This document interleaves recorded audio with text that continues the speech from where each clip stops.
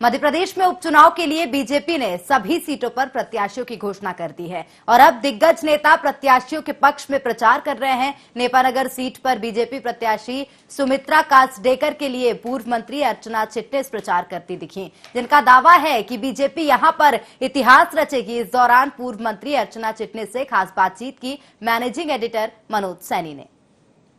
नगर में भी उपचुनाव होना है, यहाँ भारतीय जनता पार्टी और कांग्रेस की टक्कर होगी। फर्क इतना हो गया कि जो 2018 में कांग्रेस से चुनाव लड़े थे, अब वो भारतीय जनता पार्टी से चुनाव लड़ रही हैं। अर्चना चिटनिस जी है, पूर्व मंत्री है, भारतीय जनता पार्टी की सीनियर लीडर है और यहाँ दिखाई भी दे रहा है कि भारतीय जनता पार्टी के लोग अपने प्रचार में लगे हुए हैं, लोगों के घरों घर पहुंच रहे हैं।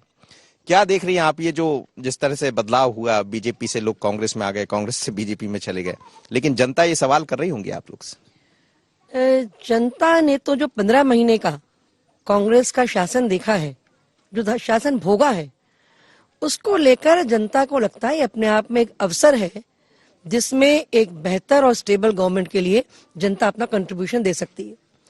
और लगभग एक जैसा सुर शहर से लेकर ग्रामीण क्षेत्र से लेकर आदिवासी क्षेत्रों तक, सुदूर जंगलों तक एक जैसा स्वर है कि अब हमें वह सरकार नहीं चाहिए जो 15 महीने हमने सरकार देखी है और शिवराज सिंह जी चौहान मुख्यमंत्री मध्य प्रदेश के बने रहे। इस भाव से लोग इस चुनाव में कंट्रीब्यूट कर रहे हैं और उम्मीदवार जो है वो भी घुल मिल गई हैं हम में, वो अभी आई हैं, ये बात तो सही है, लेकिन कार्यकर्ताओं के साथ वह भी सहज हैं, कार्यकर्ता उनके साथ सहज हैं और मैं समझती हूँ कि नेपानगर में हम बहुत अच्छी सम्मानजनक जीत पार्टी को दे सकेंगे। ये सहजता की जब बात होती है, लेकिन असहज वहां हो जाते हैं जहां लोग अचानक, जैसा आपने भी कहा, आते हैं। तो जो बहुत पुराने लीडर हैं, आप जैसे लोग हैं जो वर्षों से काम कर रहे हैं, एक नया व्यक्ति आपके ऊपर थोप दिया जाता है, तो ये कहीं कष्ट नहीं देता है? कष्ट इसलिए नहीं देता ये क्योंकि वर्षों से हम काम कर रहे हैं, वर्षों से पार्टी का विस्तार हो रहा है।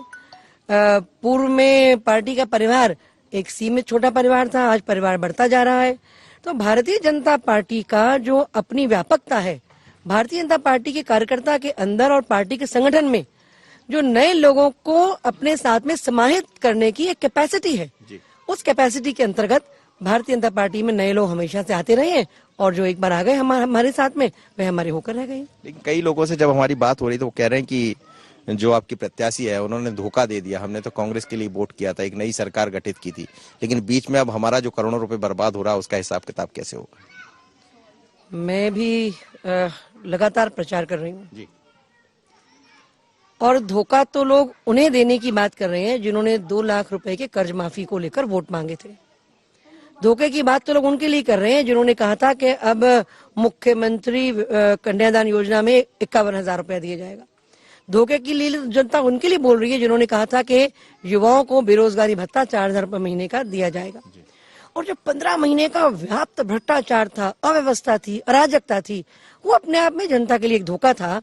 और डेमोक्रेसी में मतदाता का भी अपना मन परिवर्तित कर सकता है और मूलतः हम सब मतदाता हैं, हम सबको लिबर्टी है कि हम एक विचारवान लोग हैं, हम अपने स्टैंड को कंटिन्यू ही करें, जरूरी नहीं है, हम एक बेहतर क्षेत्र के लिए, एक बेहतर प्रदेश के लिए अपना स्टैंड मतदाता भी बदलता है, उसी प्रकार हम में से हर कोई बदल सकता है। तो क्या देख रही हैं आप, क्या रहेगा अब? जैसा आप कह रहे हैं काफी लोगों का आशीर्वाद मिल रहा है, लोग बढ़ चढ़कर बीजेपी के साथ नजर आ रहे हैं, तो कहाँ देख रही हैं बीजेपी को?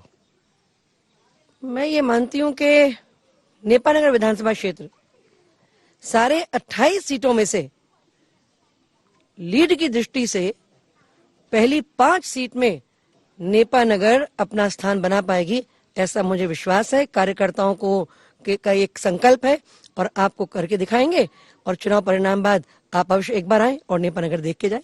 बिल्कुल आपसे मिलेंगे, लेकिन चुनाव का दौर है और चुनाव के दौर में ये दिखाई भी दे रहा है क्योंकि समय बहुत कम है। इस बार चुनाव में करीब 25 दिन बचे हैं, इसमें प्रचार भी होना है, चुनाव भी होना है, लेकिन चुनाव के बीच में तमाम तरह की बातें हैं, धोखा और मौके की बात भी होती है, पर ये तो जनता समझती है कि उसको किसको मौका देना है। मैं मनोज सैनी, IND24।